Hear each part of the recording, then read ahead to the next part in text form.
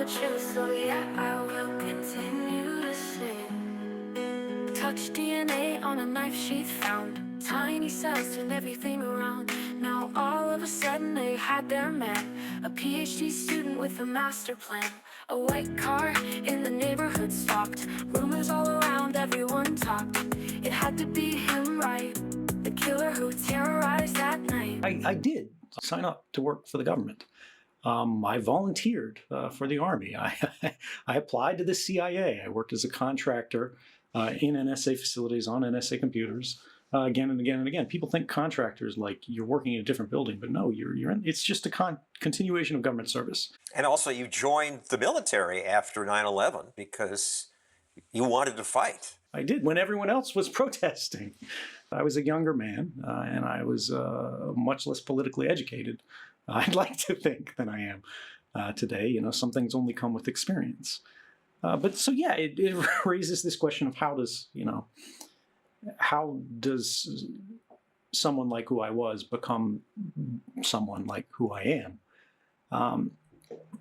And I got to tell you, it was hard. It wasn't easy. It wasn't natural. It wasn't something I ever expected to do. But like I said, I signed up to all of these things. I volunteered because I believed in a prevailing national mythos to which we are all subscribed when we're born into our country, when we go to a school system where we're basically the only one in the world where you get up in the morning and you pledge allegiance to a flag. We all have the same stories. We all watch the same channels. You know, we see men like you on TV kind of telling us what's happening in the world and what it's like. And what changed me was a realization that as someone who held a top secret clearance and had access far beyond what a top secret clearance would entitle someone to generally, the private truths of what was actually happening in our government, what our government actually does, what our nation was involved in without the knowledge or consent of the people that it purports to represent, was very different than the public representation of it. And that, really, just that seed alone was the start of a journey that would take me many years to ultimately realize, and the decision, as you said, to come forward. And the ultimate reason why I came forward was simply to bridge that gap in my own experience and share that with everyone else, to share the realization that I came to, that what we were being told is true and real and is the state of our world, was in fact a witting and continuing lie by some of the highest representatives in our government. And I felt that people needed to know that. What was the lie? I think the most famous one for me, and really, the turning point, would be when you look at the exchange between Senator Ron Wyden and then Director of National Intelligence, James Clapper. This is sworn testimony in front of the Senate Intelligence Committee. And for those who don't remember it, because it was some time ago, it looked a little bit like this. So what I wanted to see is if you could give me a yes or no answer to the question, does the NSA collect any type of data at all on millions or hundreds of millions of Americans? No, sir. It does not. Not wittingly. There are cases where they could inadvertently, perhaps, collect, but not wittingly. Now, the importance of this is to think about what that represented. This, of course, was false. The NSA was collecting the phone records of every Verizon customer on a daily basis. They were doing this for other major telecommunications providers as well. I just didn't have the judicial order for that. What I meant is king. So until I get the truth, I will continue to sing.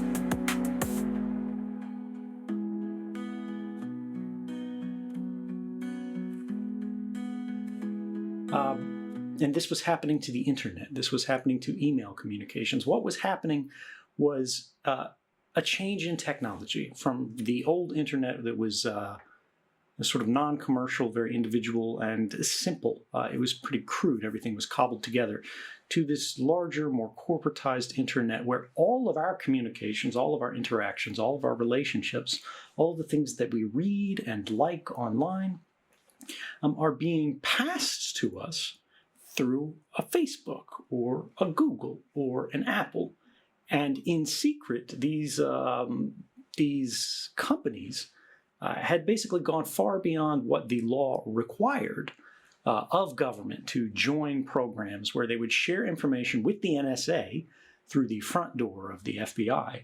And it was continuing for years without the kind of individual warrants and legal process that we expected and we had become accustomed to. That we're told in the Constitution, this is how our government works. And so for me, when you ask what was the lie, the lie was not any one particular part of these programs. It wasn't a particular detail.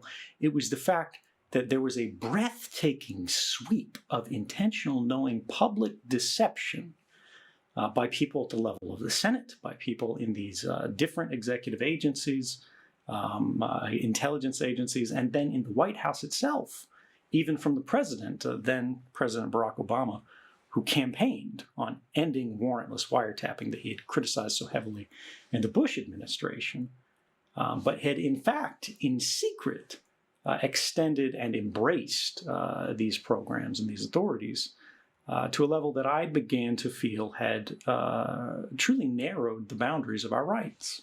Does the NSA routinely intercept American citizens' emails? No. Does the NSA intercept Americans' cell phone conversations? No. Google searches? No. Text messages? No. Amazon.com orders? No. Bank records? No. We're not authorized to do it, nor do. The one I met is king. So until I get the truth, I will continue to sing.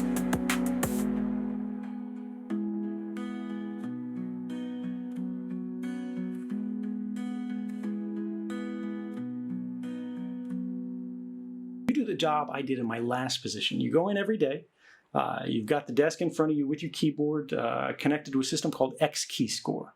This is basically Google for spies, right? It allows you to search through all of the different methods of ingestion that we have, not just domestically, but overseas through our partners in what we call second-party countries. These are these Anglophone countries in the Five Eyes I mentioned earlier, as well as third-party partners. We have sensors, all over the world, some of them placed by hacking, some of them placed in data centers. And you can type anybody's phone number in, anybody's email in, any website in, any IP address for a phone or a computer, a laptop, and you can see all the traffic that has passed any of these sensors. You can write to your FBI analyst buddy and have them pull anybody in the world's basically a whole Facebook list of everything they've ever clicked on, anything that the Facebook pixel tracker was on the website for when they were reading things, their Amazon order history, everything they've typed into that Google search box ever. You have access to everything, Saw right? bushy eyebrows on the killer. Suddenly the story was a best-selling thriller. Why didn't the roommate call the law? If a killer in the hallway is what she saw. No DNA from the victims in his car, nor board apartment at all. But still he is expected to take the fall.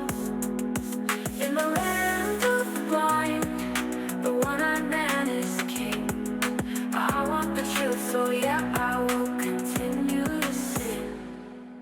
Touch DNA on a knife she found. Tiny cells turned everything around. Now all of a sudden they had their man, a PhD student with a master plan. A white car in the neighborhood stalked. Rumors all around, everyone talked. It had to be him, Who resigned in disgrace for having overseen the mass surveillance program that now courts have condemned as unlawful.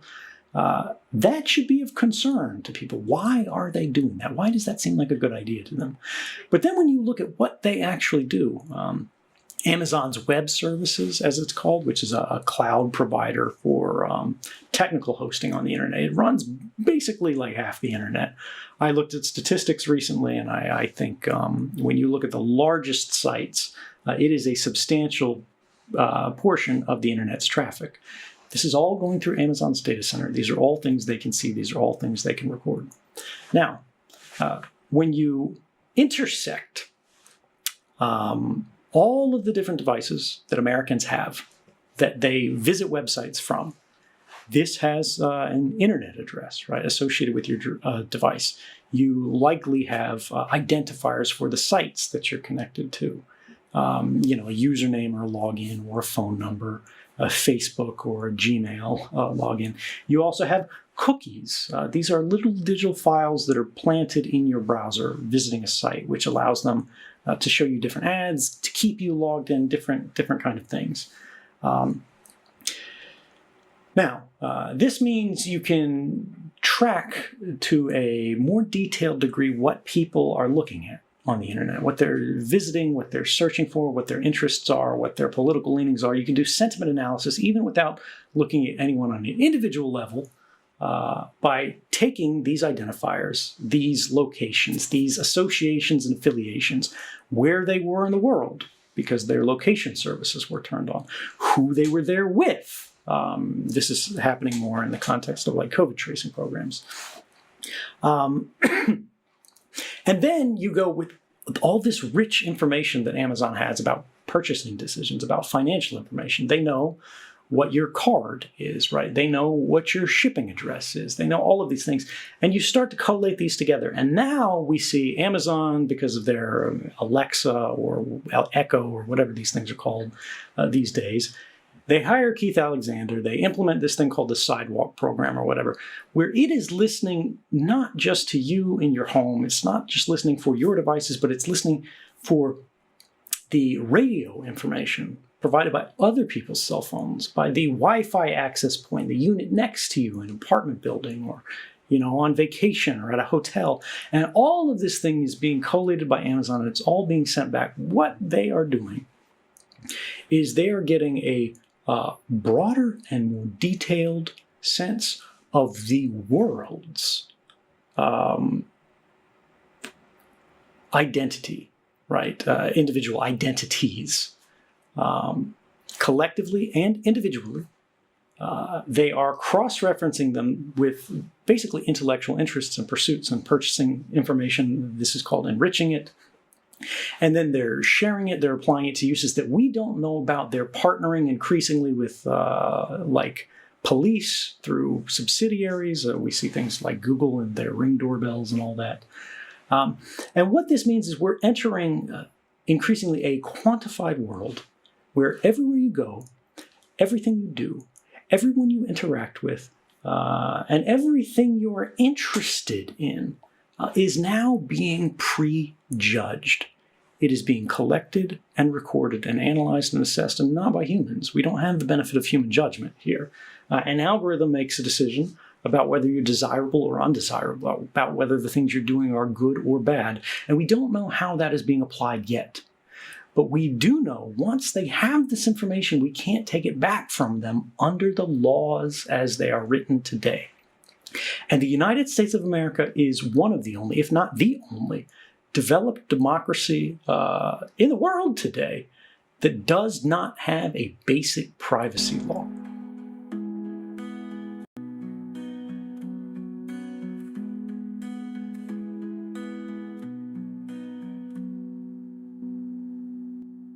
You have access to everything, right? And you want to stop a terrorist plot. How do you know who to look up? And this is why these programs don't actually stop terrorism. You have to have a seed. You have to have something to start your searches from. You have to have a cause for suspicion. Traditionally, under the Fourth Amendment, we require probable cause for these kind of investigations to begin. Police officers get a tip from someone. They notice something when they're working the beat. They know their communities. They see someone acting strange. They get a complaint, and they investigate on this basis, right? Well, in intelligence, the way these tips come across is generally from the same thing. It's from a confidential informant. It's from law enforcement. It's from whatever. But once you have this, once you have probable cause to begin investigating someone, you can go to a court, you can get a warrant, you can access the same information without collecting it from the entire internet before, right? And so this is the thing. When you look at the fact that the government itself no longer makes these claims that it stopped 54 plots, right? They have disowned that. Keith Alexander no longer works for the NSA. He's out. Now he works on the board of directors at Amazon.com.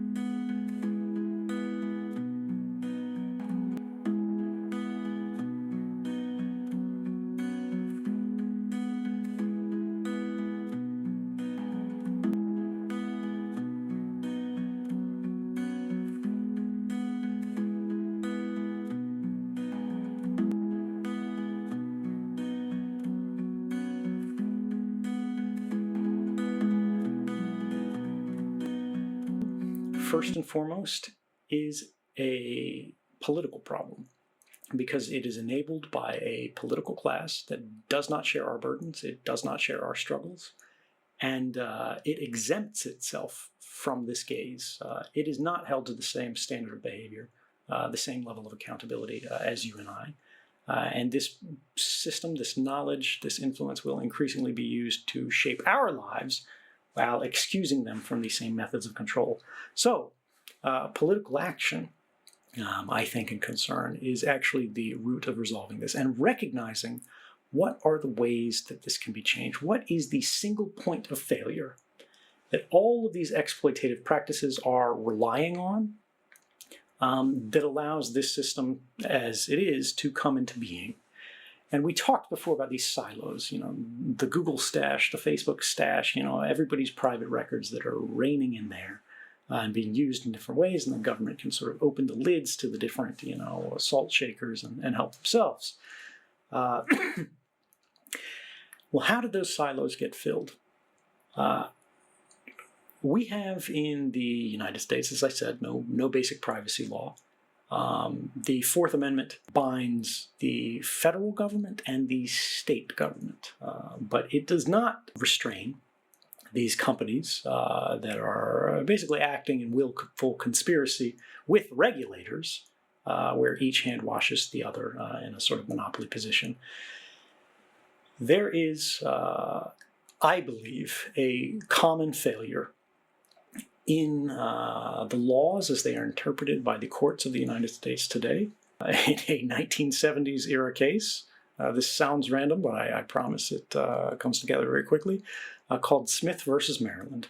And it led to the birth of what is called the third party doctrine. If you look back in American history into what law enforcement could get through investigations, they were strictly limited to two categories of gains. They were called the fruits and instrumentalities of a crime. If they were chasing a burglar, they could get a warrant. The warrant would allow them to go in the house, go in the business, whatever. They could get the bag of loot, the fruits that they won. They could take the crowbar, the mask, the gloves, the instrumentalities of the crime, and they could use this as evidence to convict. They could not go to that burglar's landlord and, get records of payment. They could not go to the phone company and seize the phone company's records because they were neither fruits nor instrumentalities.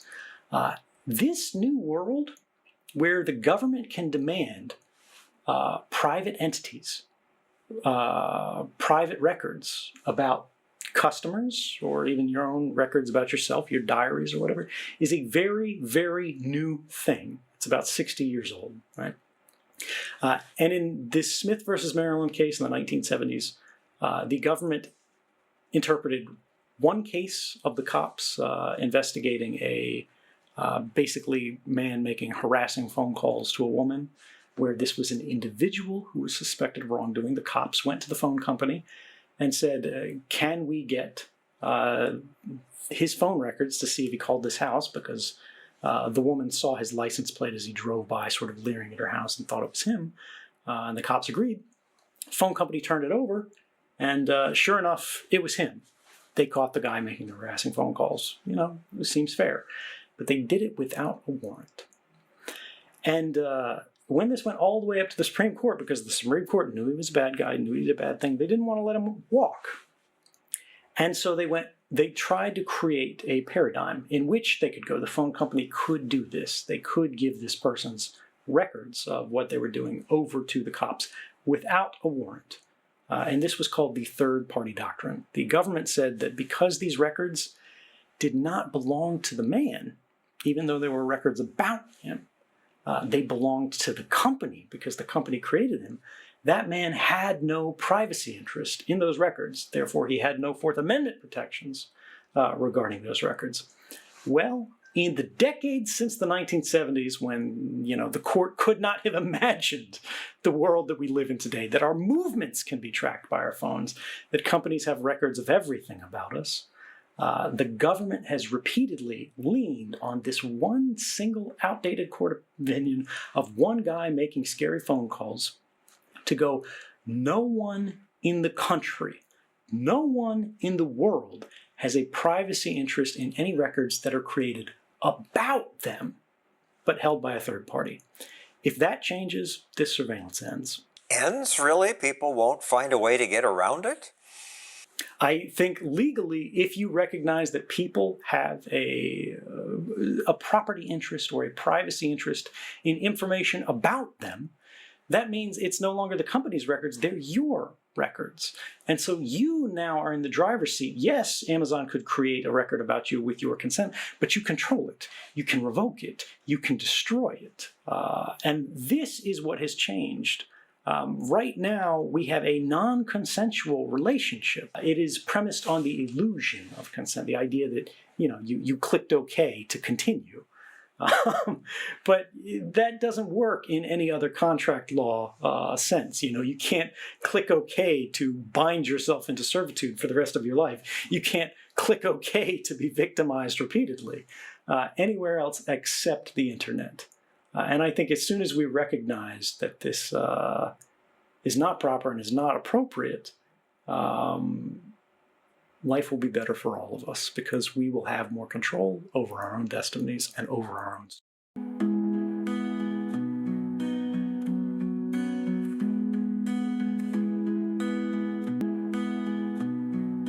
Thing is, Just to play devil's advocate here, why should I care? That nothing to hide argument, which is like, I lead a very ordinary life.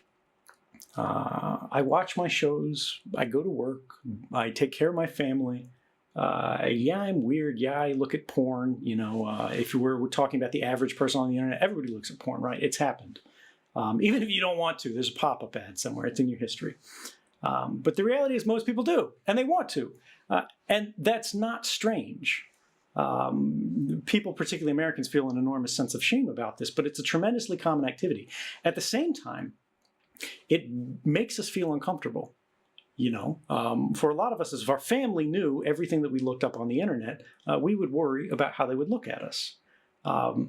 If every company in the world knew everything that you looked at, we would feel uncomfortable with it. But then what happens when your workplace knows? What happens when your government knows? And who decides what is normal, what's acceptable, and what's not, right? We can do things that are very common today, or we can have positions or interests that are very uncommon today, but harmless. In a free society, we are allowed to be different. We are allowed to be weird. We can be strange as long as we're not hurting anyone else. But laws change, social mores change, the norms shift. And once we are entered into this system where everything we've ever done, everything we were ever interested in, everything we've ever bought, everywhere we've ever gone, everywhere that we have or anyone that we have ever talked to is instantly captured at the moment it happens and memorialized in some database somewhere just waiting to be used. It will be used. And we already see this happening in places like China, right? We don't want to emulate China, where we have a social credit system, where things that you do which are harmless, which aren't hurting anyone, but institutions or railways or airlines or the Communist Party that sweeps into power or is already in power decides is disfavored and should be penalized, should be disincentivized. Now you can no longer get a job. Now you have to wait, and go to the local police station to get a pass to be able to travel and visit your family. We cannot anticipate these things. And the problem is that I have with this idea of argument is that we should have to prepare for it, that we should think and constrain our intellectual curiosity and even, frankly, our weirdnesses, our distinctions, our differences, our weirdness, the things that place us in the minority, because we could potentially someday be judged on the basis for it, even if we have done nothing wrong, even if it wasn't strange, because the definition of what is wrong is constant. Just to play devil's advocate here, why should I care? That nothing to hide argument, which is like, I lead a very ordinary life.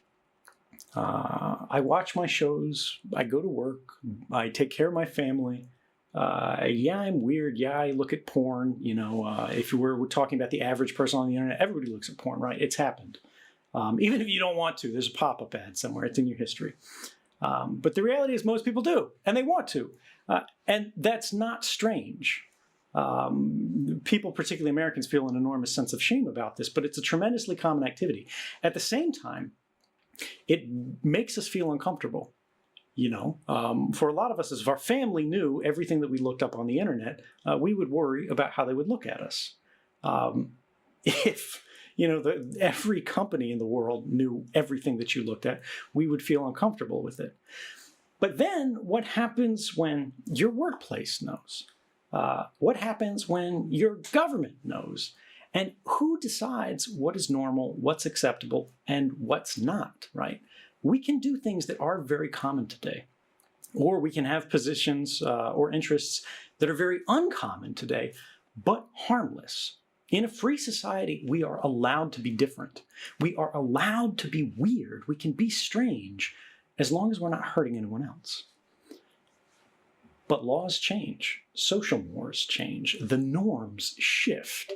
And once we are entered into this system where everything we've ever done, everything we were ever interested in, everything we've ever bought, everywhere we've ever gone, everywhere that we have, or anyone that we have ever talked to, is instantly captured at the moment it happens and memorialized in some database somewhere just waiting to be used, it will be used. And we already see this happening in places like China, right? We don't want to emulate China, where we have a social credit system, where things that you do which are harmless, which aren't hurting anyone, but institutions or railways or airlines or the Communist Party that sweeps into power or is already in power decides is disfavored and should be penalized, should be disincentivized. Now you can no longer get a job. Now you have to wait, and go to the local police station to get a pass to be able to travel and visit your family. We cannot anticipate these things. And the problem is that I have with this idea of argument is that we should have to prepare for it, that we should think and constrain our intellectual curiosity and even, frankly, our weirdnesses, our distinctions, our differences, our weirdness, the things that place us in the minority, because we could potentially someday be judged on the basis for it, even if we have done nothing wrong, even if it wasn't strange, because the definition of what is wrong is constantly. If Google's got it and Facebook has it, why is it so much worse that our government has it? This is a great question. There's two ways that this is typically responded to. One, and this is one that I used myself many years before, is that, well, the difference is Google can sell you a different pair of shoes on the basis of what it knows about you, right? The ads that it places on the side of your bar. But they can't put you in jail. They can't bomb you, right? The government can, And for a lot of people, the government does. The second thing, which I think is actually more interesting, it requires a little bit more technical understanding of how these programs are implemented, but not so much that I think it loses even a general audience. Google knows an incredible amount about an incredible number of people, but it is still finite. There are things that they do not know. Google does not necessarily know what you bought on Amazon. Google does not necessarily know what you liked on Facebook. Google does not necessarily know what you posted on Instagram. Facebook knows what you posted on Instagram because they own that, right? Amazon knows what you bought on this, but they don't know what you sent in your email. It's on Google because it's a Gmail account, right?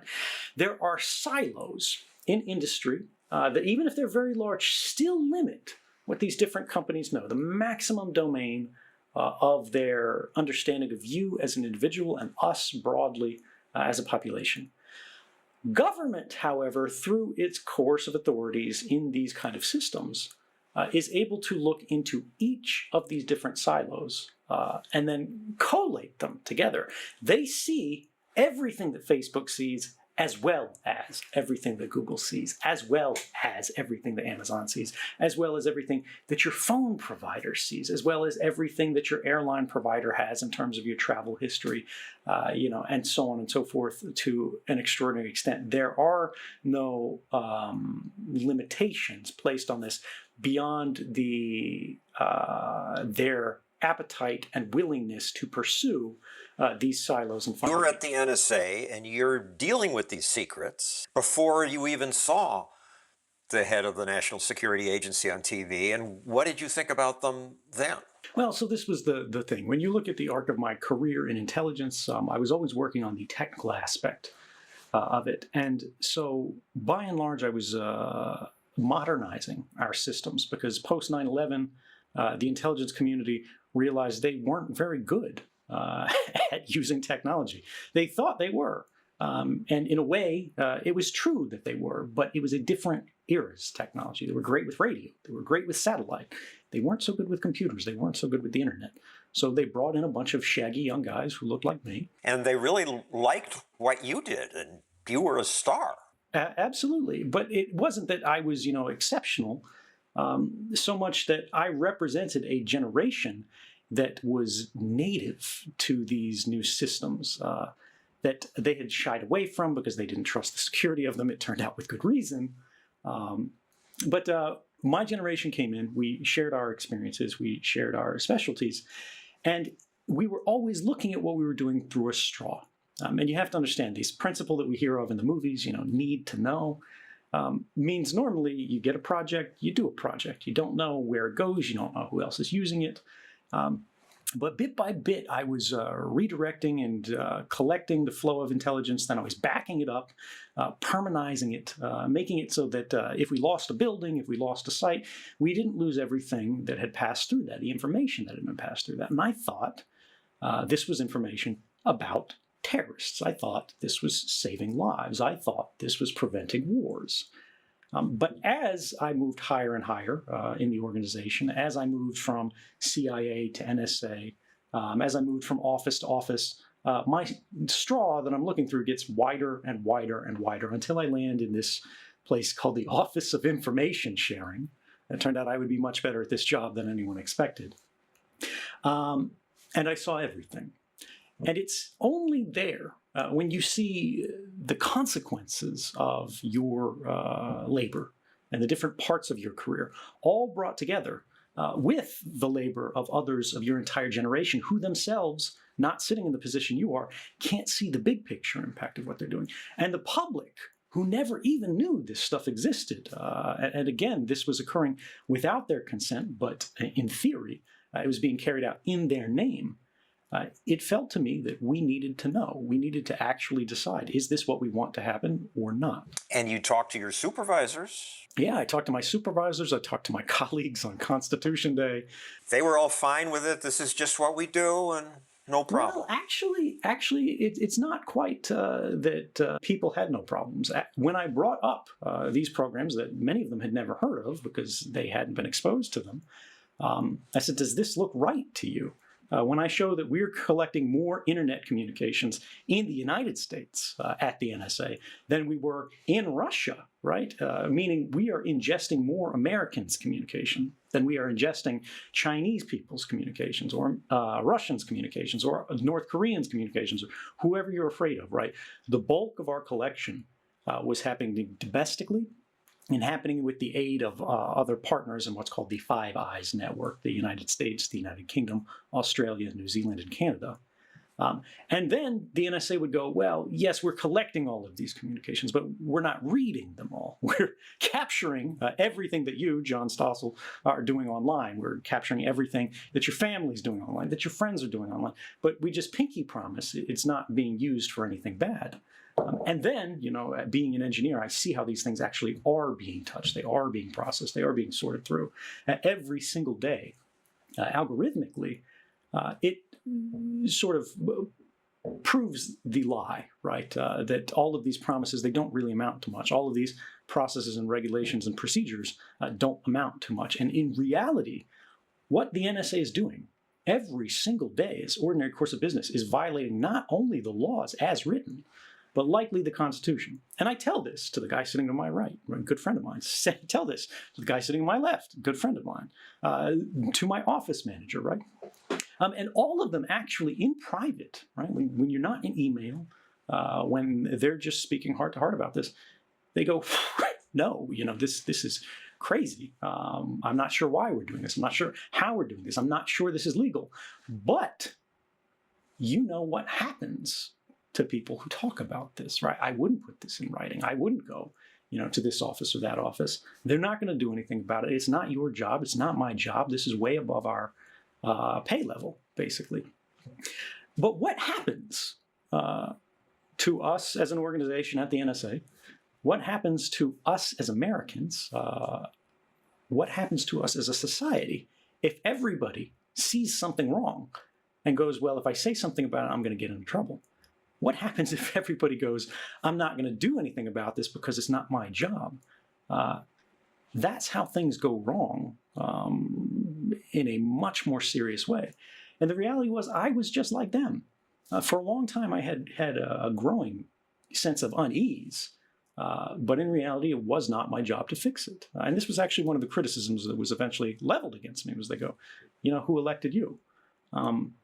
But it's not about, you know, who you are. It's about what you've witnessed. It's about what you can prove. And does that matter? And I think the last 7 years, when we've seen the courts review these programs and confirm that they were, in fact, unlawful, we've seen laws changed even by the legislature that was implicated in the wrongdoing in the first place. But at some point, you decided, I'm not going to keep my mouth shut. Yeah, I mean, it's exactly because of this. If I keep my mouth shut, the guy to my right, the guy to my left, we all think this is wrong, and we all keep our mouth shut. What does tomorrow look like? And the year after that, and the year after that? The reality with these kind of extraordinary powers in government, particularly we all understand this now in the post 9/11 moment, because it's not just surveillance. It's happened in war. It's happened in international diplomacy. It's happened in economy with the financial crisis, how we bail out the banks, but we don't bail out ordinary people. When the government writ large identifies a moment of crisis, they use that crisis for an exceptional demand for exceptional powers to which they normally wouldn't be entitled. This was the rise of the Patriot Act, right? This was how the Bush administration got involved in more or less wiretapping. This is how we got extrajudicial killings through drone strikes off the ground. This is how we got involved in torture. But it's always justified as, an exception to ordinary operations, something that's done for a narrow purpose in a narrow way, but then nobody objects to it. These all happen in secret, remember. They keep the body of witnesses small by design to limit the amount of dissent that can occur internally, organizationally. And those who do complain are generally shuffled off the program. They're put in a closet somewhere, and they ride out their days to retirement if they're lucky, never doing anything that matters again, but also not having access to anything that could cause problems for those who are violating people's rights or our laws.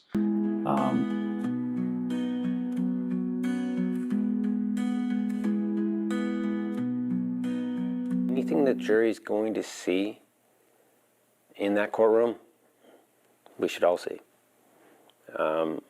You shouldn't run from the truth. You shouldn't hide the truth, even if it makes somebody look guilty. So that part of the still work to be done.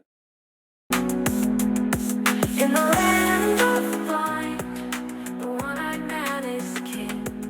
I want the evidence, so yeah, I continue to sing. If he did it, I hope that he pays. But what if he didn't, what then?